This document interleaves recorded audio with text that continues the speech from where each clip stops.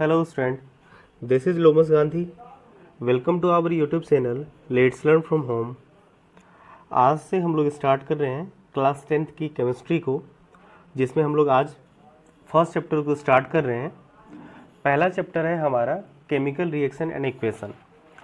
इस चैप्टर में हम लोग उन सारी चीज़ों को सीखेंगे कि कैसे कोई भी एलिमेंट या कंपाउंड किसी भी अदर एलिमेंट या कंपाउंड से केमिकली रिएक्ट करता है, रिएक्ट करने के बाद वो कैसे ट्रीट करता है, बिहेव करता है, और उसको हम लोग कैसे इक्वेशन के फॉर्म में एक्सप्रेस करते हैं। ठीक है, तो आज हम लोग डिस्कस करेंगे कि केमिकल रिएक्शन क्या होता है और केमिकल इक्वेशन क्या होता है और केमिकल इक्वेशन को लिखा कैसे जाता है। ठीक है, उसके लिखने के क्या क्या स्टेप्स होते हैं, इन सब सारी चीज़ों को आज हम लोग स्टार्ट करेंगे। ठीक है, तो चलिए आज स्टार्ट करते हैं। देखो, हमारे आसपास बहुत सारी ऐसी चीज़ें हो रही होती है जिसमें आपको डिफरेंट टाइप के चेंजेस देखने को मिलते हैं। एग्जाम्पल के तौर पे अगर हम लोग ठीक है, अगर रूम टेम्परेचर पे समर के टाइम में मिल्क को ऐसे आप रख दीजिएगा तो देखिएगा कि मिल्क क्या होता है, उसको कहते हैं मिल्क का फट जाना। वो फट जाता है, ठीक है, ख़राब हो जाती है। उसमें एसिडिटी, आपको पता है कि मिल्क एसिड कंटेन करता है, तो उस वजह से वो मिल्क ख़राब हो जाता है, फट जाता है। मतलब उसमें एक केमिकल चेंजेज होते हैं जिसकी वजह से मिल्क ख़राब हो जाता है। या जैसे वो आयरन नेल हो गया या कोई भी चीज़ें होती है जो आयरन की बनी होती है, उसे आप खुली हवा में छोड़ दोगे तो देखोगे कि उस पर ब्राउन कलर का एक लेयर बन जाता है जिसको हम लोग रस्टिंग ऑफ आयरन कहते हैं। वो भी एक तरह का क्या हुआ, केमिकल चेंजेज हुआ।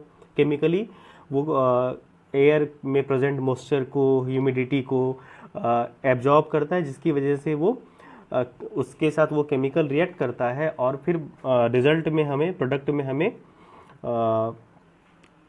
प्रोडक्ट के तौर पे हमें जनरली रस्टिंग मिलता है, ऊपर में ब्राउन कलर का लेयर मिलता है जिसको हम लोग रस्टिंग ऑफ आयरन भी कहते हैं। उसी तरह से चाहे वो फ्रूट्स का पकना हुआ नहीं, या और भी बहुत सारी चीज़ें, जैसे हमारे अंदर जो डाइजेशन होता है या हम लोग जो सांस लेते हैं, हमारे अंदर जो रिस्पिरेशन होता है, ये सब सारी चीज़ें, इसके अलावा भी बहुत काफ़ी चीज़ें हो रही होती है हमारे नेचर में। तो देखो, कहने का मतलब ये हुआ कि पिछली क्लास में आपने ये सीखा है कि हमारे आसपास दो तरह के चेंजेस देखने को मिलते हैं। ठीक है, एक चेंज का नाम है फिजिकल चेंज और एक का नाम है केमिकल चेंज। ठीक है, तो फिजिकल चेंज का क्या मतलब होता है? फिजिकल चेंज का मतलब होता है कि आप उसे रीगेन कर सकें, मतलब ऐसी चेंजेज जिसमें नए सबस्टांस का फॉर्मेशन नहीं होता है, उसको हम लोग कहते हैं फिजिकल चेंज। ठीक है, और केमिकल चेंज किसे कहते हैं? न्यू सबस्टांस का फॉर्मेशन, जिसमें ऐसा चेंज जिसमें नए सबस्टांस का फॉर्मेशन होता है उसको हम लोग केमिकल चेंज कहते हैं। लेकिन आज हम लोग फिजिकल चेंज और केमिकल चेंज को दूसरे तरीके से समझने की कोशिश करेंगे। देखो, जैसे मान लो फिजिकल चेंज का एक सबसे सुंदर और आसान सा एग्जाम्पल होता है, ठीक है, वाटर का आइस में बनना। तो वाटर जब आइस बनता है या आइस से जब वाटर बनता है, तो आइस में वाटर का जो कंपोजिशन होता है, जिस रेशियो में वाटर हाइड्रोजन और ऑक्सीजन मिले रहते हैं वाटर में, उसी रेशियो में आइस में भी रहते हैं। तो उसका जो रेशियो है, उसकी जो मिक्सअप का रेशियो है, मिक्सचर का रेशियो है, वो किसी भी स्टेट में हो या किसी भी हालत में, ठीक है, चेंज होने के बाद चेंज ना हो।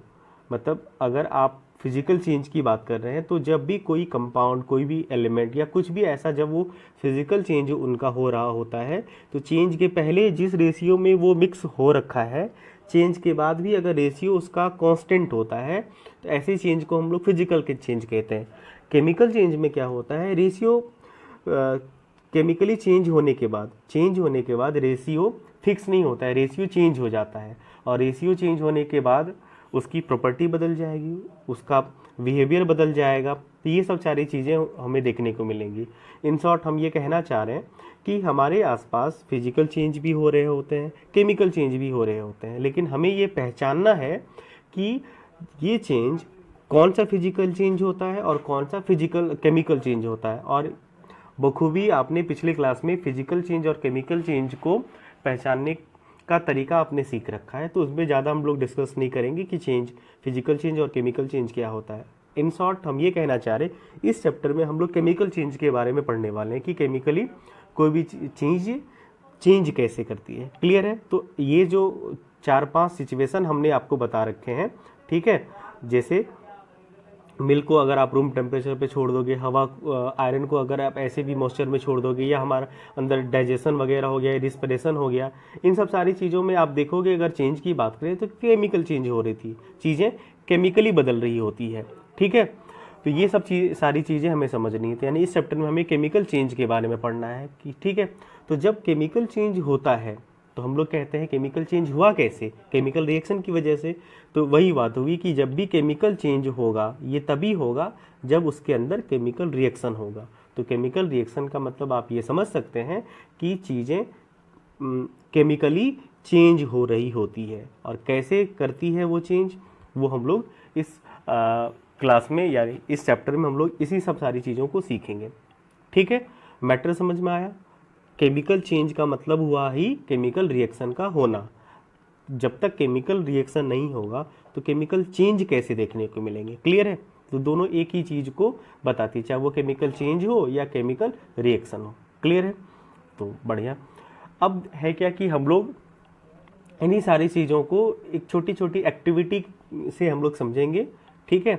और ये जो एक्टिविटी हमने डाल रखी है, इस एक्टिविटी को हम तो समझाएंगे ही, साथ ही साथ आपको अच्छे से समझना भी है और पढ़ना भी है।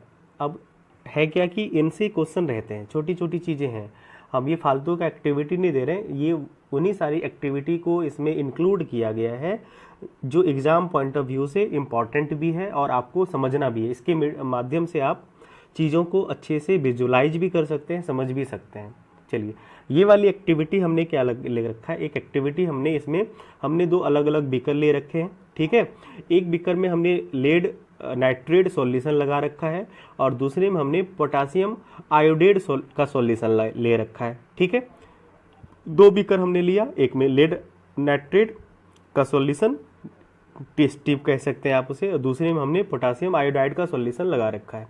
जब इनको मिक्स किया जाएगा तो ऑब्जर्वेशन क्या होगी उनको समझिए। तो मिक्स करने के बाद क्या हुआ, मिक्स करने के बाद एक येलो कलर का सबस्टांस आप यहाँ पे बीकर में देख पा रहे होंगे, एक येलो कलर का इनसॉल्युबल सबस्टांस का फॉर्मेशन हो जाता है इन दोनों के मिक्सचर में।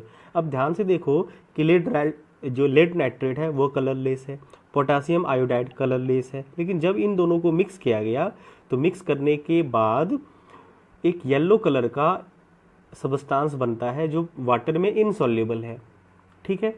ये कैसे हुआ होगा, ये तब हुआ होगा जब लेड नाइट्रेट पोटासियम आयोडाइड के साथ केमिकली रिएक्ट किया। अब देखो, लेड नाइट्रेट कलर की अगर हम बात करें तो लेड नाइट्रेट का खुद का कोई कलर नहीं, पोटासियम आयोडाइड का खुद का कोई कलर नहीं, लेकिन जब ये दोनों मिक्स हुआ तो एक कलरफुल सबस्टांस का फॉर्मेशन किया। और हमने कहा भी था कि जब केमिकली कोई चीज़ रिएक्ट करेगी तो उसकी जो पुरानी वाली स्टेट होती है, पुरानी वाली प्रॉपर्टी होती है, वो उनसे बिल्कुल ही नई चीज़ें वो बना के देती है हमें। मतलब कहने का ये हुआ कि न्यू सबस्टांस का फॉर्मेशन होता है। न्यू सबस्टांस नई प्रॉपर्टी वाली, नया सबस्टांस जिसमें पुरानी वाली प्रॉपर्टी नहीं होती है, जिनसे वो मिल के बना होता है, उनकी प्रॉपर्टी से डिफरेंट प्रॉपर्टी वाली सबस्टांस का फॉर्मेशन होता है केमिकल रिएक्शन में, केमिकल चेंजेज में, ठीक है। अगर आप इसको केमिकली रिएक्शन से, इस केमिकल रिएक्शन को अगर आप समझना चाहें तो रिएक्शन से भी हम समझाने की कोशिश किए। फिलहाल आपको रिएक्शन पे उतना फोकस नहीं करना है, रिएक्शन पे हम लोग बाद में आएंगे। फिलहाल आपको हमें ये एक्टिविटी समझानी थी, सिचुएशन समझाना था कि कैसे कोई चीज़, कोई भी कंपाउंड, कोई भी एलिमेंट केमिकली रिएक्ट करके नई प्रॉपर्टी वाली सबस्टांस का फॉर्मेशन करता है। ये एक्टिविटी क्लियर है। वैसे यहाँ पे समझ सकते हैं कि ये लीड नाइट्रेट है, PbNO3 है, एक्वस हमने ले रखा है, मतलब ये एकदम वाटर फॉर्म में होगा एक्वस। उसी तरह से हमने पोटासियम का सॉल्यूशन ले रखा है, पोटासियम आयोडाइड एक्वस में होगा। उसी तरह से बनेगा क्या, हमारा जो सॉल्यूशन येलो कलर का बन रहा होता है उसको हम लोग कहते हैं लेड आयोडाइड पोटासियम नाइट्रेट।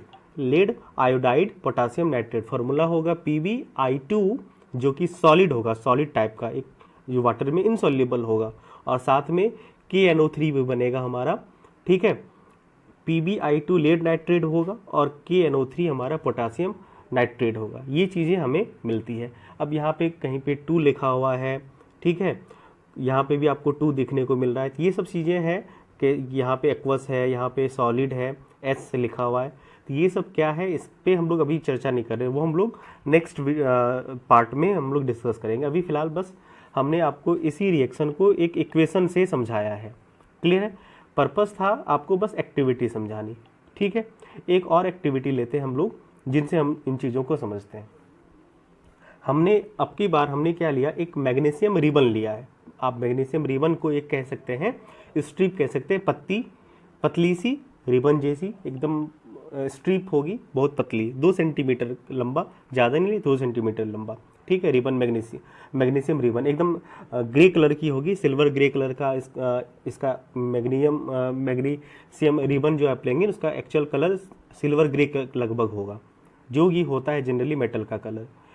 हमें उससे पहले क्या, उसके साथ एक्सपेरिमेंट करें उससे पहले हमें क्या करना है, उस मैग्नीशियम रिबन को सैंड पेपर होता है ना, ठीक है, सैंड पेपर से उसे थोड़ा हम लोग साफ़ कर लेंगे, जिससे उसके ऊपर जो भी रस्ट वगैरह या इम्प्यूरिटीज वगैरह मिली हुई है या उस पर उसका जो ऑक्साइड्स वगैरह बना हुआ है वो सब ख़त्म हो जाए। ठीक है, इसलिए उसके थोड़ा हम लोग सैंड पेपर से उसको थोड़ा रब कर देंगे। ठीक है, अब उसे एक चिमटे से पकड़ के हम लोग, ठीक है, उसको कोशिश करेंगे कि स्पीड लैंप के पास ले जाए, उसको जलाने की कोशिश करेंगे। तो जलाने के बाद होगा क्या कि वो तो बर्न कर जाएगा, और बर्न करने के बाद एक वाइट पाउडर एस बनेगा, आपको जलने के बाद वाइट पाउडर एस बनेगा। ठीक है, तो ये एक्टिविटी से हमें क्या समझ में आ रहा है, इससे हमें ये समझ में आ रहा है कि एक तो ये है कि जलने के बाद ये जो वाइट फ्लेम बनाएगा, साथ ही साथ और उसमें क्या होगा कि वो जो पहले सॉलिड था, सॉलिड से वो क्या हुआ, पाउडरी फॉर्म में आ गया, एकदम पूरा हार्ड था और वो सॉफ्ट हो गया, पाउडरी फॉर्म में आ गया, फ्लेम बना उनसे, मतलब हीट इवॉल्व हुआ या फ्लेम बना। तो ये सब सारी चीज़ें हमें इस एक्सपेरिमेंट से, और वो जो पाउडर होता है एक्चुअल में वो पाउडर क्या है, मैग्नीशियम ऑक्साइड है। ठीक है, कैसे बना रिएक्शन वगैरह भी हम लोग देखेंगे। तो वो जो पाउडरी जलने के बाद जो वाइट पाउडर बना वो मैग्नीशियम ऑक्साइड होगा। और मैग्नीशियम ऑक्साइड बना क्यों, ऑक्सीजन के प्रेजेंस में जब मैग्नीशियम रिबन जला तो मैग्नीशियम ऑक्साइड बनेगा। और हम लोग देखेंगे आगे केमिकल रिएक्शन में कि जब भी कोई मेटल जब ऑक्सीजन के साथ रिएक्ट करता है तो वो अपना ऑक्साइड बना लेता है। ठीक है, तो ये चीज़ें हैं। एक और एक्टिविटी हम लोग लेते हैं। ठीक है, इस एक्टिविटी में हमने क्या ले रखा है, हमने इस एक्टिविटी में जिंक ग्रेन्यूल्स ले रखा है। ठीक है, एक तरह से आप ये कह सकिए कि हमने यहाँ पे जिंक के छोटे छोटे टुकड़े ले रखे हैं जो हमने यहाँ पे डाल रखा है। ठीक है, और उसमें हमने छोटा सा मतलब थोड़ा सा डाइल्यूट हाइड्रोक्लोरिक एसिड या सल्फ्यूरिक एसिड भी आप यूज़ कर सकते हैं, उसमें हमने डाल रखा है। जैसे ही हमने जिंक एक तरह का मेटल है, ये बहुत ही इंपॉर्टेंट एक्टिविटी सब हम आपको बता रहे हैं, आगे इनका यूज़ भी आपको अलग से समझाएंगे। तो इसलिए स्टार्टिंग से चीज़ों को समझते चलेंगे तो फिर आगे जो आएगा तो उसके एडवांटेज भी आपको पता चलने लगेंगे, और चीज़ें बार बार रिपीट होगी तो याद भी रह जाएगी। डायरेक्ट ये आता भी है, ये एक मेटल टेस्ट है, एसिड वगैरह को टेस्ट करने का एक तरीका है जो हम लोग एसिड बेस साल्ट में पढ़ेंगे, उसमें भी इस मेथड को हम लोग यूज़ करेंगे। सोडियम मेटल टेस्ट वहाँ पे जनरली है, तो वहाँ पे मेटल के तौर पे हम लोग सोडियम यूज़ करेंगे, यहाँ पे हम लोग जिंक यूज़ कर रहे हैं, कोई बात नहीं। लेकिन ध्यान में रखा जाए कि ये एक्सपेरिमेंट आपको घर में नहीं करना है, बस समझना है। ठीक है, तो जिंक के छोटे छोटे टुकड़े हैं, उसमें हमने जैसे ही हाइड्रोक्लोरिक एसिड डाला, हुआ क्या, वहाँ पे हाइड्रोजन गैस, मतलब वहाँ पे एक बुलबुला निकलना स्टार्ट हुआ, मतलब गैस का इवोल्यूशन स्टार्ट हो गया, गैस इवॉल्व हुआ, गैस निकला। ठीक है, इस एक्सपेरिमेंट से हमें ये पता चल रहा है कि यहाँ पे इवोल्यूशन ऑफ गैस हुआ है। ठीक है, और जब आप उस फ्लास्क को, जो बिकर है फ्लास्क जिसमें आप ये एक्सपेरिमेंट कर रहे हैं, उसको जब आप टच करोगे, छूओगे, तो आपको थोड़ी वो फ्लास्क गर्म हो रखी होगी, आपको लगेगा कि उसका टेम्परेचर राइज किया है।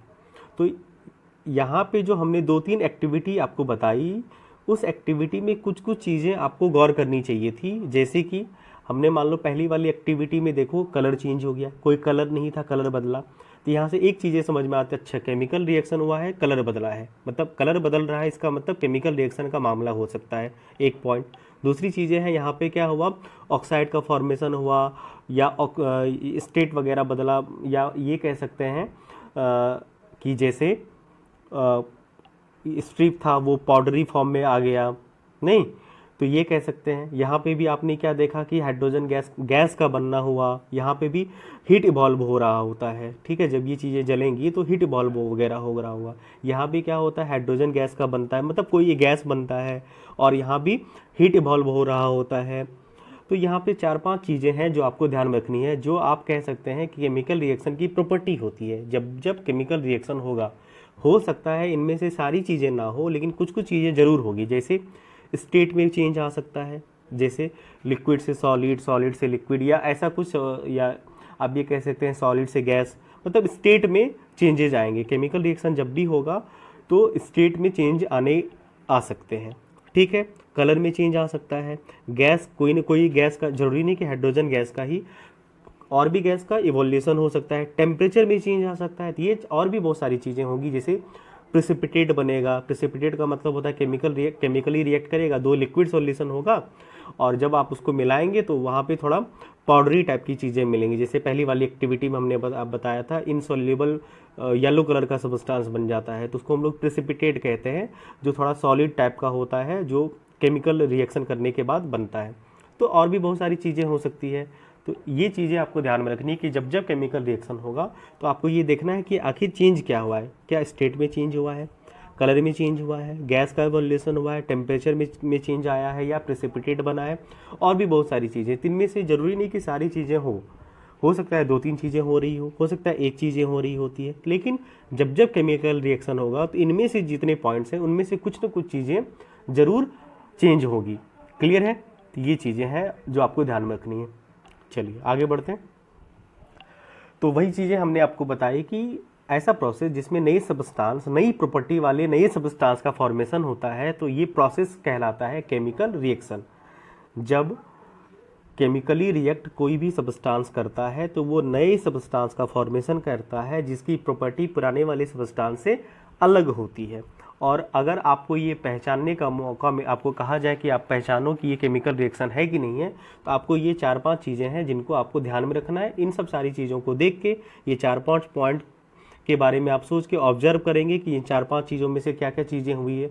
1-2 चीज़ें भी होंगी तो वो रिएक्शन केमिकल रिएक्शन हो सकता है। क्लियर या होगा? आगे बढ़ें। तो ये केमिकल रिएक्शन की बात थी। अब केमिकल रिएक्शन को हम लोग रिप्रेजेंट कैसे करें, उसको लिखें कैसे, तो इक्वेशन हम लोग यूज़ करेंगे। इक्वेशन के हेल्प से हम लोग किसी भी केमिकल रिएक्शन को एक्सप्रेस कर सकते हैं। तो सबसे अच्छा तरीका है केमिकल रिएक्शन को बताने का कि आप उसको एक तो सेंटेंस में लिख सकते हैं कि ये वो इसके साथ रिएक्ट किया। वैसे जैसे यहाँ पे हमने आपको ये एग्जाम्पल दे रखा है मैग्नीशियम वाला, मैग्नीशियम रिबन वाला, कि देखो ये केमिकल रिएक्शन है जिसको हमने लिखा है when a magnesium ribbon is burn in oxygen it gets converted to magnesium oxide. ये कंप्लीट एक केमिकल रिएक्शन है, लेकिन हम लोग हमेशा पूरे सेंटेंस को कैरी नहीं करेंगे, उसे इक्वेशन के फॉर्म में लिखेंगे। ठीक है, कैसे उनको देखते हैं। अब देखो है क्या कि ये सेंटेंस में है तो थोड़ा बड़ा भी हो जाता है, तो इसको बार बार आप कैरी नहीं कर सकते, इसलिए इसको हम लोग शॉर्टर फॉर्म में लिखने की कोशिश करते हैं। ठीक है, शॉर्टर फॉर्म में लिखने के 2 तरीके हैं। अब वो तरीका क्या है, एक तो वर्ड इक्वेशन है। वर्ड इक्वेशन मतलब हमने यहाँ पे जो टर्म है उस टर्म को उठा ले रखा है। यहाँ पे हमने मैग्नीशियम रिबन लिया, यानी मैग्नीशियम कह सकते हैं। मैग्नीशियम रिबन में मैग्नीशियम होगा, तो मैग्नीशियम को हमने बर्न किया। बर्न किया मतलब ऑक्सीजन के साथ रिएक्ट किया, तो मैग्नीशियम को हमने रिएक्ट करवा दिया किसके साथ, ऑक्सीजन के साथ। तो यहाँ पे रिएक्शन का मतलब होता है प्लस का साइन। ठीक है, जहाँ भी प्लस लगा रहेगा आपको ये समझना है कि वो मैग्नीशियम मतलब सामने वाला किसी के साथ रिएक्ट किया है केमिकली। उसके बाद हमें एरो देना है। एरो मतलब उसके बाद फॉर्म्ड, एरो का मतलब बनेगा क्या, मैग्नीशियम ऑक्साइड बना है।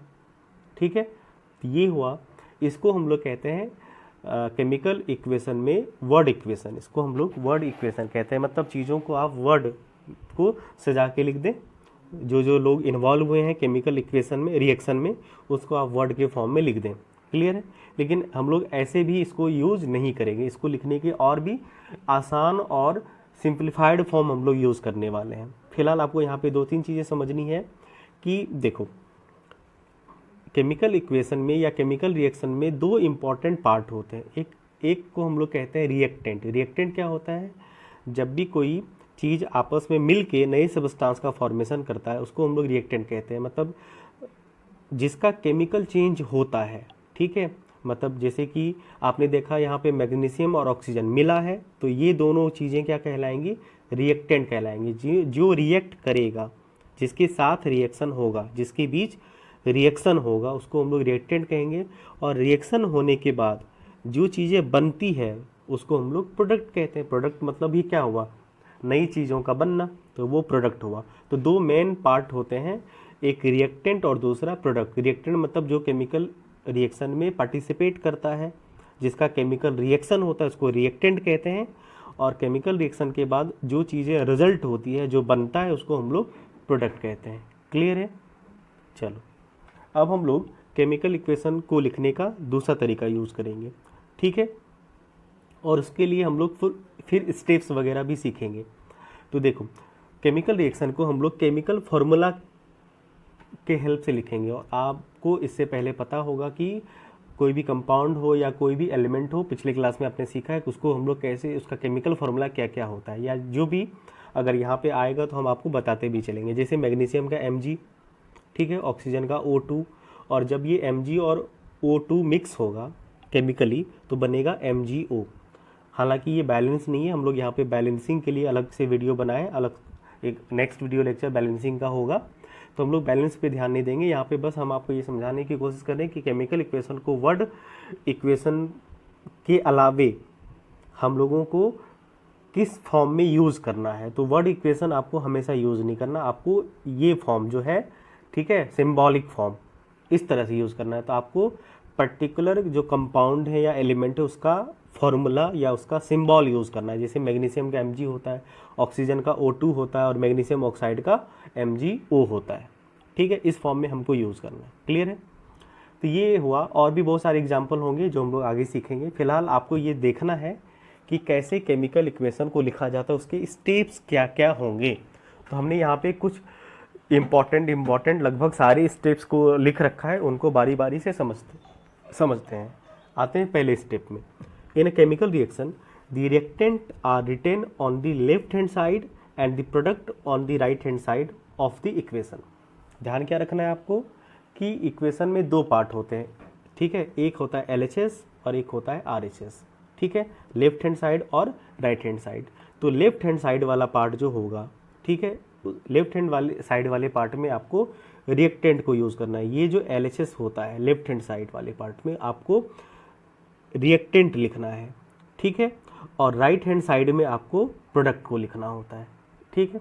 लेफ्ट हैंड साइड रिएक्टेंट और राइट हैंड साइड प्रोडक्ट को लिखना है।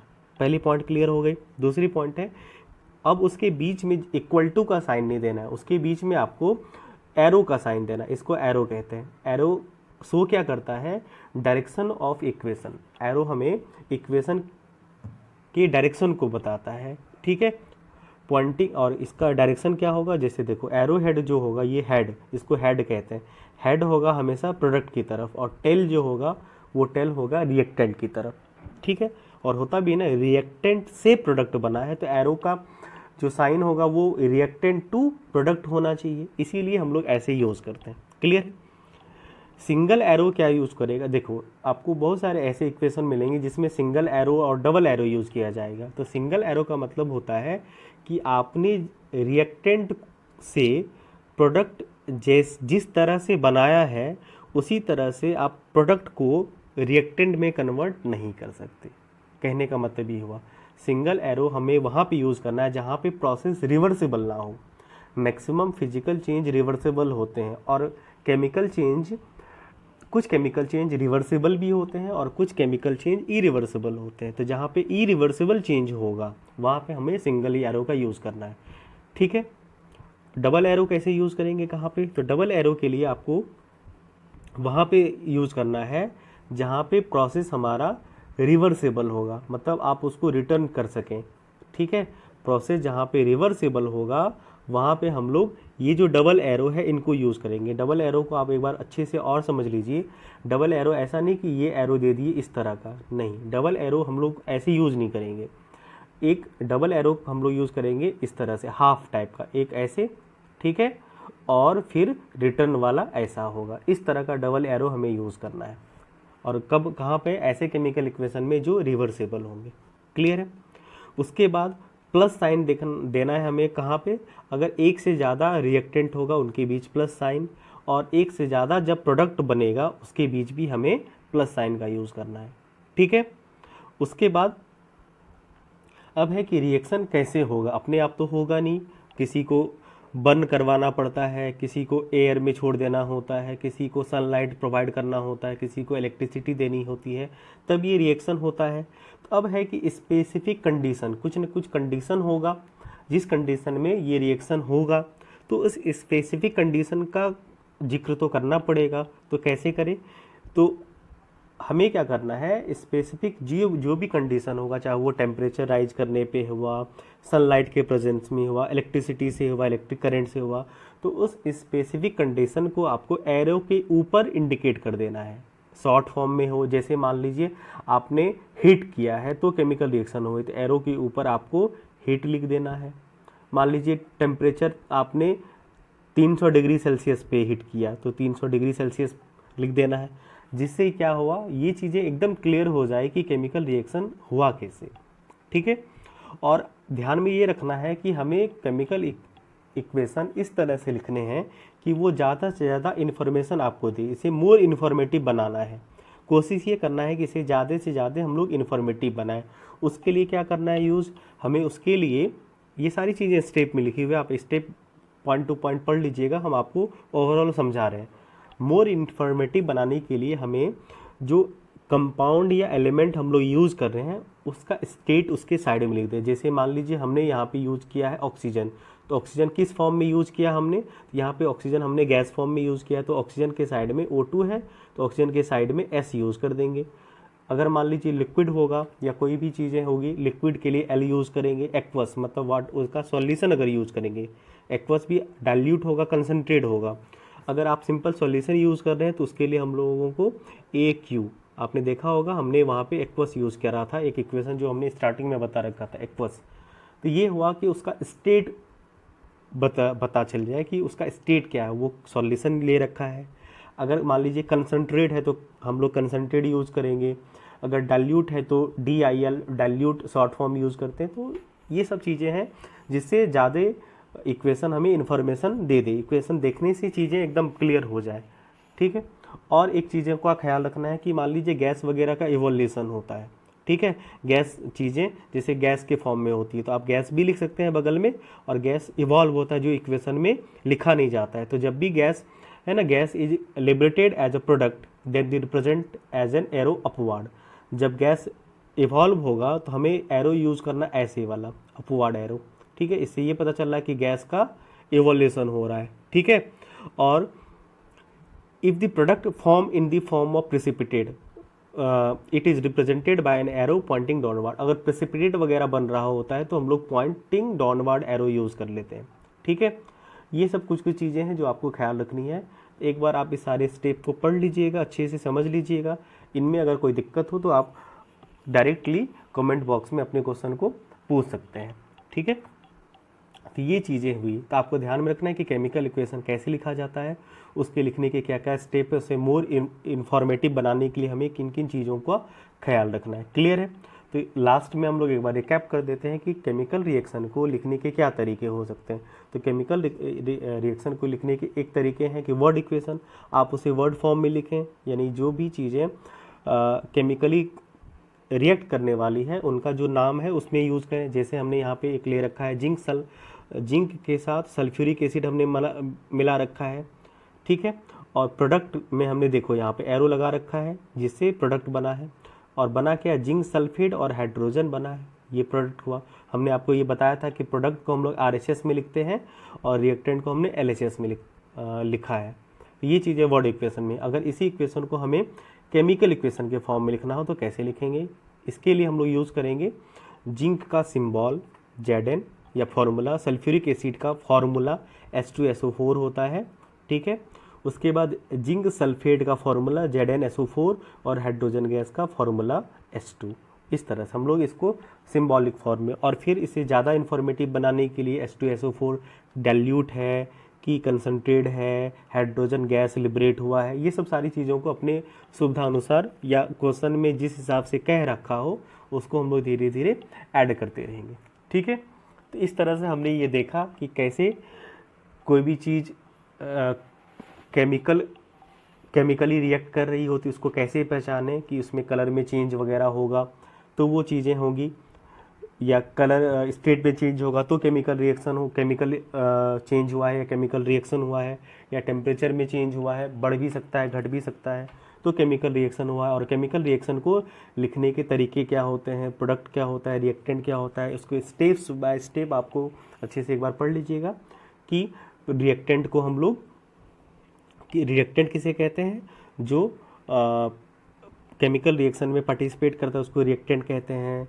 और केमिकली जब कोई चीज़ें बनती है उसको हम लोग प्रोडक्ट कहते हैं। रिएक्टेंट को LHS लेफ्ट हैंड साइड में लिखना होता है और प्रोडक्ट को राइट हैंड साइड में लिखना होता है। बीच में एरो का यूज़ करना, एक से ज़्यादा अगर रिएक्टेंट होगा तो प्लस का साइन यूज़ करना है उन दोनों के बीच, अगर एक से ज़्यादा प्रोडक्ट बन रहे हो तो उसके बीच प्लस का साइन यूज़ करना है। ठीक है, उसके बाद जो सब्सटेंस या कंपाउंड रिएक्शन में पार्टिसिपेट कर रहा है और प्रोडक्ट में बन रहा है, वो सॉलिड बन रहा है तो साइड में S लिख दें, लिक्विड बन रहा है तो L लिख दें।